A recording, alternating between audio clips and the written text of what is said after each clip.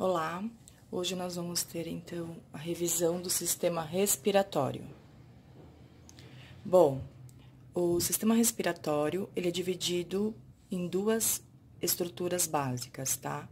O trato respiratório superior e o trato respiratório inferior.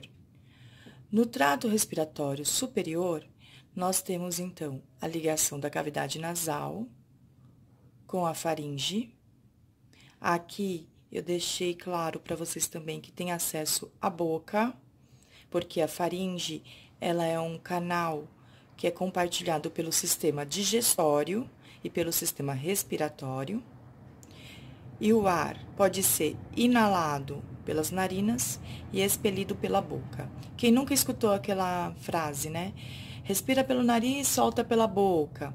Por isso que é possível, porque a faringe, ela tem acesso a essas duas estruturas, tá? A boca e as narinas. A faringe, ela tem ligação com a laringe.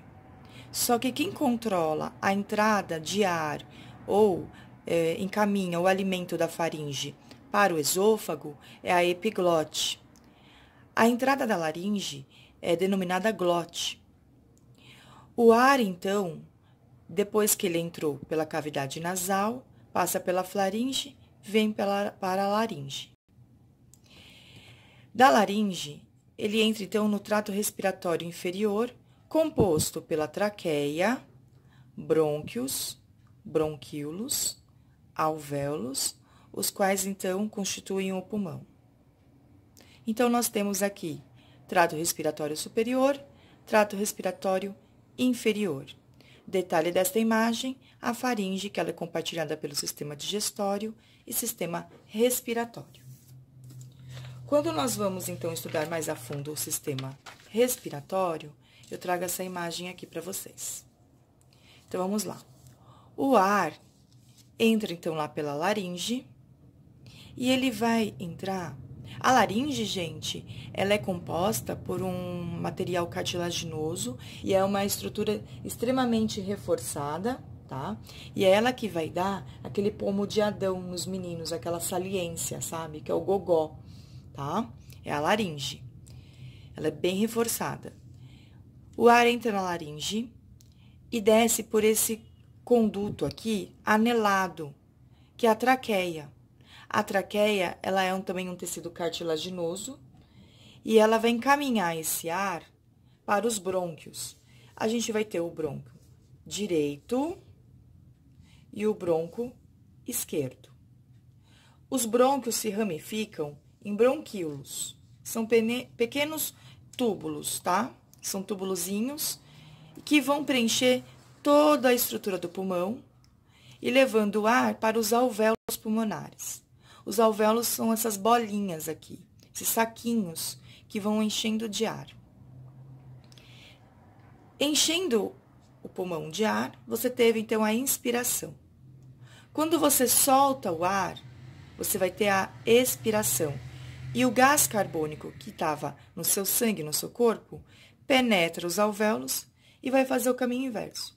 Volta pelos bronquíolos, entra nos brônquios, sobe pela traqueia, sobe pela laringe, passa lá pela faringe e você solta ou ar pela boca ou ar pelas narinas. Tudo bem? Então, sabendo então essas estruturas, vamos falar um pouquinho dessa outra aqui, que é denominada diafragma.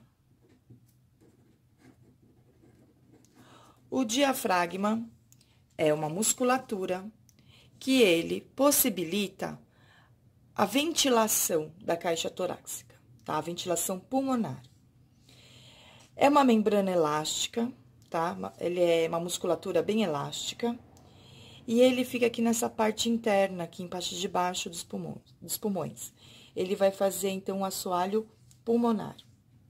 Juntamente com a caixa torácica, ele vai ou comprimir ou ele vai expandir, tá? Então, o que acontece quando você respira, ok? Então, vamos lá. No movimento de inspiração, quando você respira o ar, você inspirou o ar, você vai encher o pulmão de ar, não vai? Esse diafragma que estava aqui relaxado, ele vai se contrair para baixo, tá? Ele vai para baixo. E nisso, o seu pulmão enche de ar, ok? Isso é no momento de inspiração. Você vai ter a contração do músculo, dos músculos intercostais e do diafragma. Quando você solta o ar, esse diafragma, ele vai relaxar. E quando ele relaxa, puf, ele volta na sua posição inicial e você, então, consegue fazer a expiração. Então, inspirou, contraiu, expirou, relaxou, inspirou, contraiu, expirou, relaxou. E isso é um trabalho conjunto com os músculos intercostais lá da sua caixa torácica, que é as costelinhas também, né? Bom, vamos falar um pouquinho de alvéolos? Os alvéolos são essas bolsinhas aqui, né? Que elas, então, recebem o ar que foi inalado. Uma doença associada a alvéolos pulmonares é a asma. O que constitui a asma? Eu fiz uma estrutura aqui de massinha, de modelar, para ver se fica mais didático. Essa parte laranja é o alvéolo, que é composto por duas membranas e dentro, tá vendo uma estrutura amarelinha? É como se fosse o líquido surfactante. É um líquido que tem no meio de duas membranas. Quando você vai expirar, vai soltar o ar, você vai soltar gás carbônico, não é? Deixa eu só focar aqui para vocês. Isso. Quando você vai soltar o gás carbônico, o asmático não consegue ter força para expelir todo o gás carbônico. Então, fica-se aqui um volume residual, tá? Deste gás. E quando o asmático vai tentar, então, colocar o oxigênio para dentro, não tem espaço para encher o alvéolo pulmonar de oxigênio, porque lá dentro tem gás carbônico. Então, o asmático fica fazendo força, não fica fazendo aquela respiração forçada, aquela respiração bem curtinha, né?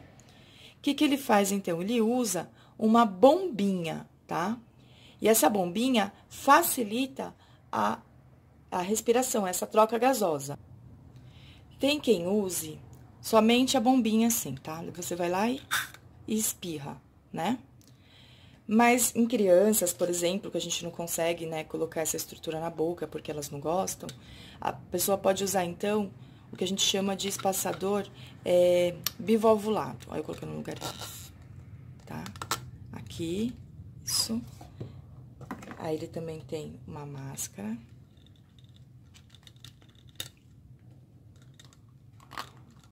Aí, a criança coloca a boquinha aqui, e aí é só espirrar e vaporizar aqui dentro, conta-se até 10, né? E a criança vai inalando, então, essa substância, tá? Spray. Então, você pode usar tanto o espaçador bivalvulado, como a pessoa também usa a bombinha, né? Gente, tudo isso tem que ser diagnosticado, né, pelo médico, e ele que vai dar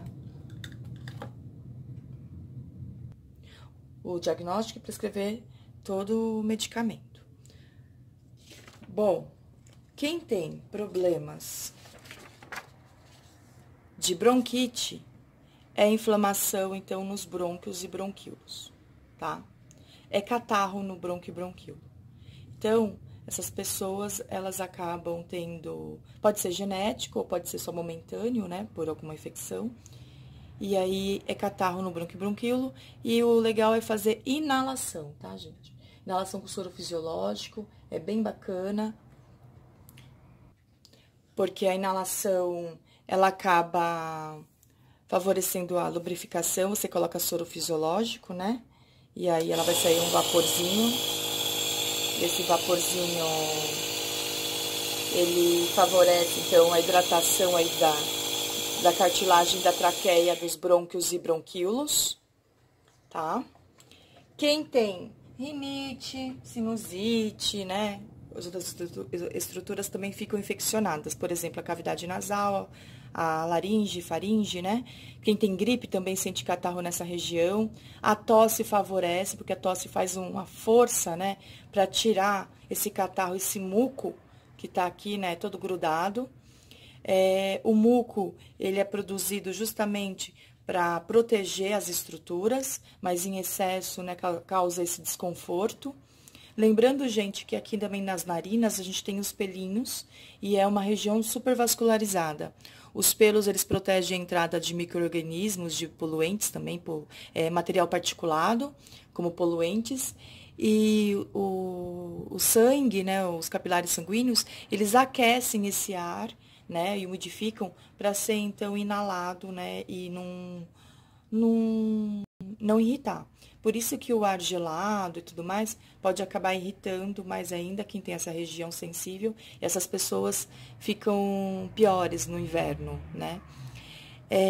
O inverno também, gente, favorece a transmissão de vírus e bactérias e outros micro-organismos por ficarmos em locais com pouca ventilação, locais fechados. Então, o bom mesmo é abrir a janela, favorecer essa troca de ar, né? Porque tudo isso colabora com a saúde. Tá bom? Então, eu fico por aqui. A parte de troca de hematose de sangue, né, dos gases nos capilares sanguíneos, nós aprendemos lá no sistema cardiovascular. Então, é só dar uma revisada lá no material que vocês possuem. E é isso, ok? Então, desejo a todos uma boa prova e é isso. Tchau, tchau. Obrigada.